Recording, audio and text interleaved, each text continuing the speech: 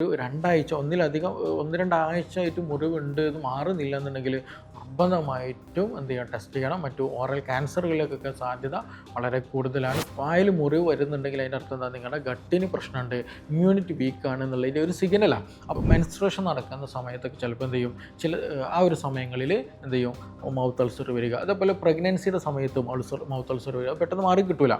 അപ്പോൾ അതെന്തുകൊണ്ടാണ്, ആ ഒരു സമയത്ത് ബോഡിയിൽ ഉണ്ടാകുന്ന ഈസ്ട്രോജൻ പ്രൊജസ്ട്രോണിലെ വേരിയേഷൻ കാരണമായിട്ട് എന്ത് ചെയ്യും, മൗത്ത് അൾസർ വരും എന്നുള്ളതാണ്. എന്തെങ്കിലും ഡെഫിഷ്യൻസി ഉണ്ടെങ്കിലോ, especially vitamin B12, iron, zinc, ഇതിൻ്റെയൊക്കെ ഡെഫിഷ്യൻസി, ഇതിൻ്റെയൊക്കെ ബോഡിയിൽ ഇതിൻ്റെ അളവ് കുറവുണ്ടെന്നുണ്ടെങ്കിൽ എന്ത് ചെയ്യും, ഈ മൗത്ത് അൾസർ ഉണ്ടാക്കാനുള്ള സാധ്യത കൂടുതലും. ഇമ്മ്യൂണിറ്റി മെയിൻറ്റെയിൻ ചെയ്യാനും നിലനിർത്താനൊക്കെ എന്ത് ചെയ്യും, ഈ തൈര് മോരൊക്കെ നന്നായിട്ട് ഹെൽപ്പ് ചെയ്യണത്. ഗുഡ് ബാക്ടീരിയയുടെ നല്ലൊരു സോഴ്സ് കൂടെയാണ് ഈ തൈര്, മോര്, യോഗട്ട് എന്ന് പറയുന്നതൊക്കെ.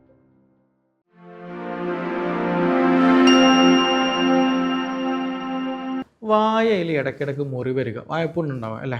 പല ആളുകളും ഇത് സ്ഥിരമായിട്ടുണ്ടായിരിക്കും എന്നുള്ളതാണ്. എന്ത് മരുന്ന് കഴിച്ചാലും, എത്ര ഭക്ഷണങ്ങൾ ക്രമീകരിച്ചാലും, എത്ര സപ്ലിമെൻറ്റുകൾ കഴിച്ചാലും ഈ വാഴപ്പുണ്ണ് വായിലുണ്ടാകുന്ന മുറിവ് ശരിക്കും മാറിക്കിട്ടില്ല എന്നുള്ളത്. ഇതുകൊണ്ട് തന്നെ വളരെയധികം പ്രയാസമുണ്ടായിരിക്കും. ഭക്ഷണം കഴിക്കാൻ പറ്റില്ല, വെള്ളം കുടിക്കാൻ പറ്റുന്നില്ല, സംസാരിക്കാൻ പറ്റുന്നില്ല, അങ്ങനെ പല ബുദ്ധിമുട്ടുകൾ ഉണ്ടാകും എന്നുള്ളതാണ്.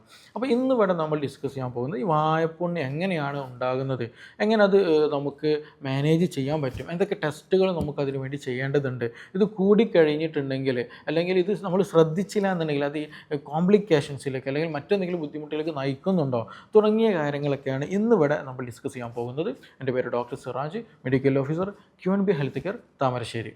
വായ്പുണ്ണെന്ന് പറയുമ്പോൾ തന്നെ പല ആളുകൾക്ക് അറിയാവുന്നത് വായുടെ ഉള്ളിൽ എന്ത് ചെയ്യുന്നുണ്ട്, മുറിവ് ഉണ്ടാകുന്ന ഒരവസ്ഥ. ചിലപ്പോൾ അതൊരു യെല്ലോയിഷ് ആയിരിക്കും ഉണ്ടാകുക, ചിലപ്പോൾ ഒരു വൈറ്റിഷ് കളറൊക്കെ ആയിട്ട് ഉണ്ടായിരിക്കും എന്നുള്ളതാണ്. അപ്പോൾ അതുകൊണ്ട് തന്നെ ചിലത് കവിളിൻ്റെ ഭാഗത്ത്, ചിലപ്പം പല്ലിൻ്റെ ഒരു ഭാഗത്തായിട്ട് വരും, ചിലപ്പോൾ നാവിൻ്റെ ഒരു സൈഡിലൊക്കെ ആയിട്ട് എന്ത് ചെയ്യും, ഇത് കണ്ടുവരാറുണ്ട്. ആ മുറിവ് ഉണ്ടാകും എന്നുള്ളതാണ്. അതിന് പലതരത്തിനും പൊസിഷൻ അനുസരിച്ച് പേരുകളൊക്കെ പലതുണ്ട്. പക്ഷേ സിമ്പിളായിട്ട് പറയുകയാണെങ്കിൽ നമ്മുടെ വായയിൽ മുറിവ് ഉണ്ടാകുന്ന ഒരു കണ്ടീഷൻ. അപ്പോൾ ഇങ്ങനെ ഒരു അവസ്ഥ വരുമ്പോൾ നമ്മൾ ആദ്യം എന്താ ചെയ്യലെന്ന് വെച്ചിട്ടുണ്ടെങ്കിൽ നമ്മൾ ഭക്ഷണമൊക്കെ ഒന്ന് ശ്രദ്ധിക്കും. അതുപോലെ ചില ആളുകൾ B കോംപ്ലക്സിൻ്റെ ഗുളികയൊക്കെ വാങ്ങി കഴിക്കും എന്നുള്ളതാണ്. ചിലപ്പോൾ അതൊക്കെ അത് മാറിക്കിട്ടുകയും ചെയ്യും. പക്ഷേ റീക്കറൻ്റ് ആയിട്ട് വീണ്ടും വീണ്ടും അത് വന്നുകൊണ്ടിരിക്കുന്നുണ്ടെങ്കിൽ തീർച്ചയായിട്ടും അതിൻ്റെ കാരണങ്ങൾ അറിയൽ വളരെ അത്യാവശ്യമാണെന്നുള്ളതാണ്. അപ്പോൾ ഇതിൽ കാരണങ്ങൾ എടുത്ത് നോക്കുകയാണെന്നുണ്ടെങ്കിൽ ഒന്ന് പ്രധാനമായിട്ടും ഇൻഫെക്ഷൻ വരിക എന്നുള്ളത്. എന്തെങ്കിലും വൈറൽ ഇൻഫെക്ഷനോ ബാക്ടീരിയൽ ഇൻഫെക്ഷനോ കാര്യങ്ങളൊക്കെ ഉണ്ട് എന്നുണ്ടെങ്കിൽ എന്ത് ചെയ്യും, വായയിൽ നല്ല രീതിയിൽ മുറിവുകളൊക്കെ ഉണ്ടാകും എന്നുള്ളതാണ്. അത് ചിലപ്പം ഒന്നൊന്നും ആയിരിക്കില്ല, ഒന്നിലധികം അത് ഉണ്ടായിരിക്കുകയും ചെയ്യും. അതുമാത്രമല്ല, ചിലപ്പോൾ വായയിൽ ഒരു എരിച്ചിലും പുകച്ചിലും ഒരു റെഡിഷ് കളറ് കംപ്ലീറ്റ്ലി ഉണ്ടായിരിക്കും എന്നുള്ളതാണ്. അപ്പോൾ എന്തെങ്കിലും ഇൻഫെക്ഷൻ കാര്യങ്ങളൊക്കെ ഉണ്ട് എന്നുണ്ടെങ്കിൽ നിർബന്ധമായിട്ട് എന്ത് ചെയ്യണം, ഈ ഇൻഫെക്ഷൻ ക്ലിയർ ചെയ്യാൻ അതിന് വേണ്ട മെഡിസിൻസും കാര്യങ്ങളും ഫോളോ അപ്പ് നമ്മൾ എടുക്കുക എന്നുള്ളതാണ്. രണ്ടാമത് എന്താണെന്ന് വെച്ചിട്ടുണ്ടെങ്കിൽ റീസണ് നമ്മളെന്തെങ്കിലും ആക്സിഡൻറ്റ് പ്രകാരമായി ചിലപ്പോൾ നമ്മൾ കവിള് കടിച്ചു പോവുക, അല്ലെങ്കിൽ ബ്രഷ് ചെയ്യുന്ന സമയത്ത് അത് കവികളിൽ എവിടെയെങ്കിലും തട്ടിയിട്ട് എന്നിട്ട് മുറിവുണ്ടാവുക, അങ്ങനെ എന്തെങ്കിലും ഒരു ആക്സിഡൻറ്റ് നടന്നിട്ട് എന്തെങ്കിലും ഇൻസിഡൻറ്റുകൾ നടന്നിട്ട് എന്ത് ചെയ്യുന്ന ഒരു മുറിവുണ്ടാകുക. അത് ആ ഒരു സമയത്ത് നമുക്ക് മുറിവുണ്ടായിരിക്കും, നല്ല വേദന ഉണ്ടായിരിക്കും, ചിലപ്പോൾ ഒരു ബ്ലീഡിങ് ഒക്കെ ഉണ്ടായിരിക്കും. പക്ഷേ പിന്നീട് എന്ത് ചെയ്യും, അത് മെല്ലെ മെല്ലെ അത് സബ്സൈഡ് കുറഞ്ഞു വരും എന്നുള്ളതാണ്. അതായത് പുതിയതായിട്ട് പിന്നീട് ഉണ്ടാകില്ല. ഇൻഫെക്ഷനൊക്കെ ആണെന്നുണ്ടെങ്കിൽ എന്ത് ചെയ്യും, ചിലപ്പോൾ ഒന്നുണ്ടായിട്ട് കുറച്ച് കഴിഞ്ഞാൽ വീണ്ടും വരും, അതിങ്ങനെ മാറിക്കൊണ്ടേ ഇരിക്കും എന്നുള്ളത്, അല്ലെങ്കിൽ കൂടിക്കൊണ്ടേ ഇരിക്കുന്ന അവസ്ഥ നല്ല രീതിയിൽ വരും എന്നുള്ളതാണ്. അപ്പോൾ ആക്സിഡൻറ്റ് പ്രകാരമായിട്ട് ചിലപ്പോൾ എന്തെങ്കിലും ഇൻസിഡൻസ് പ്രകാരമായിട്ട് എന്ത് ചെയ്യും, ബ്രഷ് ചെയ്യുന്ന സമയത്തോ കവിള് കടിച്ചിട്ടോ അല്ലെങ്കിൽ നാവ് കടിച്ചിട്ടൊക്കെ എന്ത് ചെയ്യും, മുറിവുകൾ നമ്മുടെ വായയിൽ ഉണ്ടാകാനുള്ള സാധ്യത വളരെ കൂടുതലാണെന്നുള്ളതാണ്. ഇനി മറ്റൊന്ന് വെച്ചിട്ടുണ്ടെങ്കിൽ സ്പൈസി ഫുഡുകൾ നല്ലോണം കഴിക്കുന്ന ആളുകൾ, നല്ല സ്പൈസി ഫുഡുകൾ, നല്ല എരിവ് കൂടിയ ഭക്ഷണങ്ങൾ സ്ഥിരമായിട്ട് കഴിക്കുന്ന ആളുകളുണ്ടെങ്കിൽ അവർക്ക് ഇത് വരാനുള്ള സാധ്യത. പ്രത്യേകിച്ച് നോൺ വെജ് ഫുഡുകൾ കൂടുതൽ കഴിക്കുക, അച്ചാറ് പോലുള്ളത് കൂടുതൽ കഴിക്കുക, പിന്നെ നമ്മൾ ഫാസ്റ്റ് ഫുഡുകൾ കൂടുതൽ കഴിക്കുക. ഇതൊക്കെ എന്താണെന്ന് വെച്ചിട്ടുണ്ടെങ്കിൽ നമ്മുടെ ഇൻഡസ്റ്റൈൻ്റെ അല്ലെങ്കിൽ നമ്മുടെ ടോട്ടൽ നമ്മുടെ ഗഡ് സിസ്റ്റത്തെ, നമ്മുടെ വായ മുതൽ നമ്മുടെ ആനൽ റീജിയൻ വരെ ഉള്ള ഭാഗത്ത് ഉണ്ടാകുന്ന ഈ ഒരു നേർത്ത ആവരണം, എപ്പിത്തീലിയൽ ലെയർ ഉണ്ട്. ഈ എപ്പിത്തീലിയൽ ലെയറിന് അത് ഡാമേജ്ഡ് ആക്കാനും അത് കംപ്ലൈൻറ്റ് വന്നിട്ട് അവിടെ ഇൻഫെക്ഷൻ ഉണ്ടാകാനും മുറിവുണ്ടാകാനുള്ള സാധ്യത വളരെ കൂടുതലാണ്. നമുക്കറിയാം, ഈ ഒരു സ്പൈസി ഫുഡ് കഴിച്ചിട്ടുണ്ടെങ്കിൽ എന്ത് ചെയ്യും, അൾസർ വരും എന്നുള്ളത് അല്ലേ. അപ്പോൾ എന്നതുപോലെ തന്നെയാണ് നമ്മൾ സ്പൈസി ഫുഡ് നല്ല രീതിയിൽ കഴിച്ചിട്ടുണ്ടെങ്കിൽ, എരിവുള്ള ഫുഡുകൾ കൂടുതൽ ബീവറേജ് ഡ്രിങ്ക്സുകൾ കൂടുതൽ കഴിച്ചിട്ടുണ്ടെങ്കിൽ ഇത് നമ്മുടെ എപ്പിത്തീലിയൽ ലെയറിൽ ട്രിഗറിങ് ഉണ്ടാകുകയും അവിടെ ഇൻഫെക്ഷനും ഇൻഫ്ലമേഷൻ ഉണ്ടാകുകയും മുറിവുണ്ടാകാനുള്ള സാധ്യതകൾ വളരെ കൂടുതലാണെന്നുള്ളതാണ്. അപ്പോൾ സ്പൈസി ഫുഡുകൾ കഴിക്കുന്ന ശീലമുണ്ട്, എരിവുള്ള ഭക്ഷണങ്ങൾ കൂടുതൽ കഴിക്കുന്ന ശീലമുണ്ടെങ്കിൽ അത് നിർബന്ധമായിട്ട് എന്ത് ചെയ്യണം, നമ്മൾ ഒഴിവാക്കണം എന്നുള്ളതാണ്. ഇനി മറ്റൊന്ന് നമ്മൾ വിട്ടുപോകുന്ന ഒരു സംഗതിയാണ് ഈ സ്ട്രെസ്സ് എന്ന് പറയുന്നത്. മാനസിക സമ്മർദ്ദം, നല്ല രീതിയിൽ ഓവർ തോട്ട്സുകൾ വരിക, അനാവശ്യ ചിന്തകൾ വരിക, മൈൻഡ് ഫ്രീ ആയി കിട്ടുന്നില്ല, ശരിക്കും പ്രോപ്പറായിട്ട് ഉറക്കം കിട്ടുന്നില്ല. ഇതെല്ലാം എന്ത് ചെയ്യും, നമ്മുടെ ബോഡിയെ ഒരു ഒരു ഒരു നോൺ ഹീലിംഗ് പ്രോസസ്സിലേക്ക്, അല്ലെങ്കിൽ ബോഡിക്ക് ഒരു ഹീലിംഗ് ടൈം കിട്ടാത്ത കണ്ടീഷനിലേക്ക് എത്തുന്നുള്ളത്. നമ്മുടെ ബോഡിയിൽ ഉണ്ടാകുന്ന ഹോർമോണൽ വ്യതിയാനങ്ങൾ അത് കാരണമാക്കും, ഇമ്മ്യൂണിറ്റി ലോ ആകാൻ അതിന് കാരണമാകും. അങ്ങനെ പലതരത്തിലുള്ള മാറ്റങ്ങൾ, വ്യത്യാസത്തിലേക്ക് എന്ത് ചെയ്യും, ഈ പറഞ്ഞിട്ടുള്ള മാനസിക സമ്മർദ്ദം, സ്ട്രെസ്സും ഉറക്കമില്ലായ്മ എത്തിക്കുന്നുള്ളതാണ്. അപ്പോൾ അതുകൊണ്ട് തന്നെ വായയിൽ പെട്ടെന്നുള്ള മുറിവുകൾ ഉണ്ടാകാനുള്ള സാധ്യത കൂടുതലാണ്. അതിന് പ്രത്യേകത ഒന്നൊന്നായിരിക്കില്ല, പല തരത്തിൽ ഒന്നിലധികം എന്തുണ്ടായിരിക്കും, ഈ ഒരു പ്രശ്നം, ഈ സ്ട്രെസ്സ് കൂടുന്ന ആളുകളിൽ മുറിവുണ്ടായിരിക്കും എന്നുള്ളതാണ്. ഇനി അതേപോലെ നമ്മൾ പലപ്പോഴും ശ്രദ്ധിക്കുന്നതാണ്, പക്ഷേ നമ്മൾ പൂർണ്ണമായിട്ട് അത് ചിലപ്പോൾ നോട്ട് ചെയ്യില്ല. എസ്പെഷ്യലി വേറെ ഒന്നുമില്ല, നമ്മുടെ ബോഡിയിൽ എന്തെങ്കിലും ഡെഫിഷ്യൻസി ഉണ്ടെങ്കിലോ, especially vitamin B12, iron, zinc, ഇതിൻ്റെയൊക്കെ ഡെഫിഷ്യൻസി, ഇതിൻ്റെയൊക്കെ ബോഡിയിൽ ഇതിൻ്റെ അളവ് കുറവുണ്ടെന്നുണ്ടെങ്കിൽ എന്ത് ചെയ്യും, ഈ മൗത്ത് അൾസർ ഉണ്ടാക്കാനുള്ള സാധ്യത കൂടുതൽ. പലപ്പോഴും നമ്മൾ വൈറ്റമിൻ B12 നമ്മൾ ഫോക്കസ് ചെയ്യും, പക്ഷേ സിങ്കും അല്ലെങ്കിൽ ഇങ്ങനെയുള്ളത് എന്ത് ചെയ്യില്ല, അയണൊന്നും നമ്മൾ ചിലപ്പോൾ നോക്കിക്കൊള്ളുന്നുണ്ടായിരിക്കില്ല. അപ്പോൾ അതും നമ്മൾ എന്ത് ചെയ്യേണ്ടതുണ്ട്, പരിഗണിക്കേണ്ടതുണ്ടെന്നുള്ള. അതേപോലെ തന്നെ നമ്മൾ ഈ ഹോർമോണൽ ഡിഫറൻസ് ഉള്ള ആളുകൾക്ക്, എസ്പെഷ്യലി ഇപ്പോൾ സ്ത്രീകളൊക്കെ ആണെങ്കിൽ ചില ആളുകൾക്ക് അറിയുന്നതായിരിക്കും, ഈ മെൻസ്ട്രേഷൻ നടക്കുന്ന സമയത്തൊക്കെ ചിലപ്പോൾ എന്ത് ചെയ്യും, ആ ഒരു സമയങ്ങളിൽ എന്ത് ചെയ്യും, മൗത്ത് അൾസർ വരിക. അതേപോലെ പ്രഗ്നൻസിയുടെ സമയത്തും മൗത്ത് അൾസർ വരിക, പെട്ടെന്ന് മാറി കിട്ടില്ല. അപ്പോൾ അതെന്തുകൊണ്ടാണ്, ആ ഒരു സമയത്ത് ബോഡിയിൽ ഉണ്ടാകുന്ന ഈസ്ട്രജൻ, പ്രൊജസ്ട്രോണിലെ വേരിയേഷൻ കാരണമായിട്ട് എന്ത് ചെയ്യും, മൗത്ത് അൾസർ വരും എന്നുള്ളത്. അപ്പോൾ നമ്മളിവിടെ വൈറ്റമിൻ B12 കഴിച്ചത് കൊണ്ടോ അല്ലെങ്കിൽ സ്പൈസി ഫുഡ് മാത്രം ഒഴിവാക്കിയത് കൊണ്ട് ഇത് കംപ്ലീറ്റ് ഹീലാവില്ല. അപ്പോൾ അവിടെ ഹോർമോണൽ എന്തെങ്കിലും ഇംബാലൻസ് ഉണ്ട് എന്നുണ്ടെങ്കിൽ എന്ത് ചെയ്യണം, നമ്മൾ അത് ക്ലിയർ ചെയ്യൽ വളരെ അത്യാവശ്യമാണെന്നുള്ളതാണ്. അപ്പോൾ ഇനി ഒരാൾക്ക് ഈ ഒരു പ്രശ്നമുണ്ട്, മൗത്ത് അൾസറും കാര്യങ്ങളൊക്കെ ഉണ്ട് എന്ന് വെക്കാം. അപ്പോൾ അവർ ചെയ്യേണ്ട കുറച്ച് കാര്യങ്ങളുണ്ട്. ഒന്ന് ശ്രദ്ധിക്കാനുള്ളത്, സ്പൈസി ഫുഡുകൾ, ട്രിഗറിങ് ഉണ്ടാക്കുന്ന ഫുഡുകൾ എന്ത് ചെയ്യണം, പൂർണ്ണമായിട്ട് ഒഴിവാക്കുക എന്നുള്ളത് തന്നെയാണ്. നല്ല രീതിയിൽ എന്ത് ചെയ്യണം, നമ്മൾ ഒഴിവാക്കുക. നമ്മുടെ ബോഡിക്ക്, നമ്മുടെ ഇൻറ്റസ്റ്റൈനിൽ, നമ്മുടെ ഗട്ട് ഹെൽത്തിന് ഒരു പ്രോപ്പർ ഹീലിംഗ് ടൈം നമ്മൾ കൊടുക്കണം. ട്രിഗറിങ് ഉണ്ടാക്കുന്ന സംഗതികൾ പാടേ ഇല്ല എന്നുള്ളതാണ്. അപ്പോൾ അതിന് വേണ്ടിയിട്ട് എന്ത് ചെയ്യും, നമ്മൾ വെജിറ്റബിൾസ്, ഫ്രൂട്ട്സുകളൊക്കെ എന്ത് ചെയ്യും, നമ്മൾ നല്ല രീതിയിൽ കോൺസെൻട്രേറ്റ് കഴിക്കുക.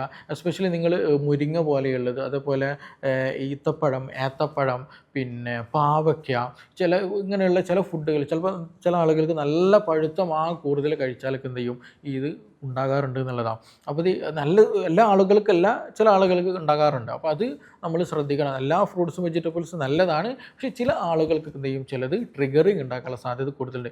എസ്പെഷ്യലി നിങ്ങൾക്ക് ഏറ്റവും ബെസ്റ്റാണ് നെല്ലിക്ക, നല്ലതാണ്. അതേപോലെ തന്നെയാണ് കക്കരി കഴിക്കണം, നല്ലതാണ്. അതേപോലെ ഉറുമാമ്പഴം ഉണ്ടല്ലോ, മാതളപ്പഴം, അത് കഴിക്കണം, നല്ലതാണ്.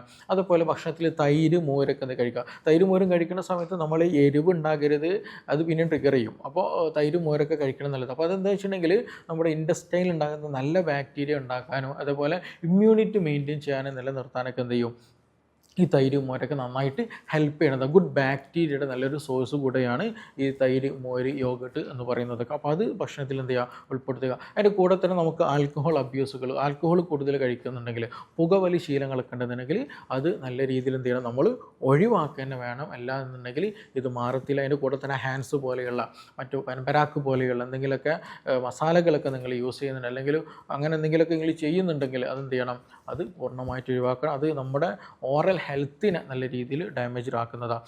ഇതിൻ്റെയൊക്കെ പുറമേ തന്നെ നമ്മൾ നിർബന്ധമായി ചെയ്യേണ്ടതുണ്ട്. നമ്മുടെ പല്ല് നമ്മൾ നിർബന്ധമായി ചെക്ക് ചെയ്യണം. അവിടെ എന്തെങ്കിലും ഇൻഫെക്ഷനോ കാര്യങ്ങളുണ്ടെങ്കിൽ അത് റിലേറ്റഡ് ആയിട്ട് എന്ത് ചെയ്യും, ഈ പറഞ്ഞതുപോലെ ഈ ഇൻഫെക്ഷൻ വായിലുണ്ടാകാനും അതേപോലെ മുറിവുണ്ടാകാനുള്ള സാധ്യത വളരെ കൂടുതലാണെന്നുള്ളത്. പിന്നെ അതിൻ്റെ കൂടെ തന്നെ നമ്മൾ അമിതമായിട്ട് മധുരം കഴിക്കുന്ന ശീലമുണ്ടെങ്കിൽ അത് ഒഴിവാക്കുക. സ്ട്രെസ് ഇല്ലാതിരിക്കുക എന്നുള്ളതാണ്. പ്രോപ്പറായിട്ട് സ്ലീപ്പ് നിർബന്ധമാണ്. വായിൽ മുറിവ് വരുന്നുണ്ടെങ്കിൽ അതിൻ്റെ അർത്ഥം എന്താ, നിങ്ങളുടെ ഗട്ടിന് പ്രശ്നമുണ്ട്, ഇമ്മ്യൂണിറ്റി വീക്കാണ് എന്നുള്ളതിൻ്റെ ഒരു സിഗ്നലാണ്. അപ്പോൾ അതുകൊണ്ട് തന്നെ നമ്മൾ നമ്മുടെ ബോഡിക്ക് ഒരു ഹീലിംഗ് ടൈം കൊടുക്കൽ വളരെ അത്യാവശ്യമാണെന്നുള്ളത്. ഇനി നിങ്ങൾക്ക് നല്ല വായ്പുണ്ട്, അപ്പോൾ അത് മാറിക്കിട്ടാൻ വീട്ടിൽ നിന്ന് ചെയ്യാൻ പറ്റുന്ന 1-2 കാര്യങ്ങൾ നോക്കുകയാണെങ്കിൽ അതിൽ ഒന്ന്, നമുക്ക് എന്ത് ചെയ്യുക, ഉപ്പിട്ട വെള്ളം കൊണ്ട് നല്ല ഗാർഗിൾ ചെയ്യുക, നല്ല ഗാർഗിൾ ചെയ്യുക എന്നുള്ളതാണ്. അത് ഇടവിട്ട് ചെയ്യണം കേട്ടോ, അറ്റ് ടൈമൊന്നും ചെയ്യരുത്. ഒരു ദിവസം 1 നേരം 2 നേരം ഒന്നും പോരാ. നല്ല രീതിയിലുണ്ടെങ്കിൽ ഒരു 4-5 നേരം, ഒരു 1-2 മണിക്കൂർ ഇടവിട്ടിട്ട് അത് ചെയ്യാന്നുള്ളത്, തുടർച്ചയായിട്ട് ചെയ്യാന്നുള്ളതാണ്. അപ്പോൾ അവിടെ ഉണ്ടാകുന്ന ഒരു ഇൻഫ്ലമേഷനും ഇൻഫെക്ഷനും നീർക്കെട്ട് കുറയ്ക്കാനും ആ പെയിന് കുറയ്ക്കാനും ഭക്ഷണം കഴിക്കാനൊക്കെ നമുക്ക് പറ്റും.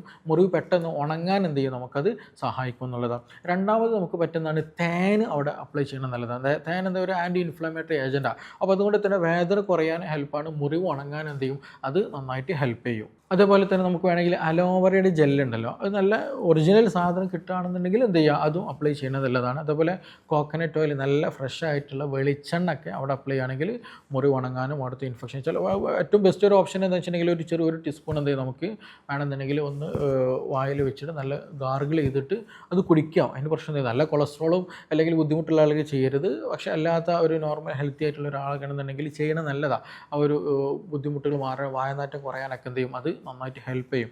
അപ്പോൾ അതെന്ത് ചെയ്യും, നമുക്ക് ലൈഫ് ടൈമിൽ യൂസ് ചെയ്യാൻ പറ്റുന്ന സംഗതി. അപ്പോൾ ഇതെല്ലതും ഇൻഫ്ലമേഷൻ കുറയ്ക്കാനും ബുദ്ധിമുട്ടുകൾ കുറയ്ക്കാനും മുറിവ് ഉണങ്ങാനൊക്കെ നന്നായിട്ട് ഹെൽപ്പ് ചെയ്യുകയാണെന്നുള്ളതാണ്. അപ്പോൾ ഇത് ചുരുക്കി പറയുകയാണെന്നുണ്ടെങ്കിൽ ഇത് സിമ്പിളായിട്ട് നമ്മുടെ ലൈഫ് സ്റ്റൈൽ റിലേറ്റഡ് ആയിട്ട് വരുന്ന ഒരു ബുദ്ധിമുട്ടാണ്. അപ്പോൾ നമ്മുടെ ലൈഫിൽ ഏതോ ഒരു ഭാഗം എന്തോ ഒരു സംഗതി എന്ത് ചെയ്യുന്നുണ്ട്, ഈ മുറിവ് ഉണ്ടാക്കാൻ കാരണമാകുന്നുണ്ടെങ്കിൽ മുറിവിന് ട്രിഗറിങ് ഉണ്ടാക്കേണ്ടതല്ല. അപ്പോൾ അത് ക്ലിയർ ചെയ്യുമ്പോഴേ നമുക്കിത് മാറിക്കിട്ടും. അല്ലാതെ നമ്മൾ ദിവസവും ഈ പറയുന്ന പോലെ വൈറ്റമിൻ ബി കോംപ്ലക്സോ മറ്റു മെഡിസിനൊന്നും എടുത്തിട്ട് ഇതിന് കാര്യമില്ല.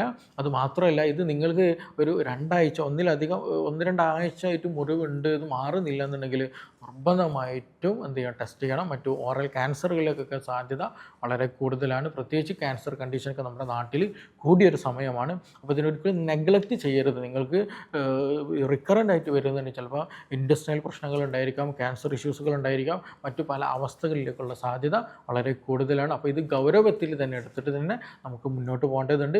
അപ്പോൾ ഈ വിഷയത്തിൽ നിങ്ങൾക്ക് എന്തെങ്കിലും സംശയങ്ങളുണ്ട്, കൂടുതലൊക്കെ അറിയാൻ താല്പര്യമുണ്ടെങ്കിൽ താഴത്തെ നിന്നുള്ള നമ്പറിൽ ബന്ധപ്പെടാവുന്നതാണ്. നമുക്കിനി മറ്റൊരു വിഷയവുമായി ബന്ധപ്പെട്ട് വീണ്ടും കാണാം. Thank you.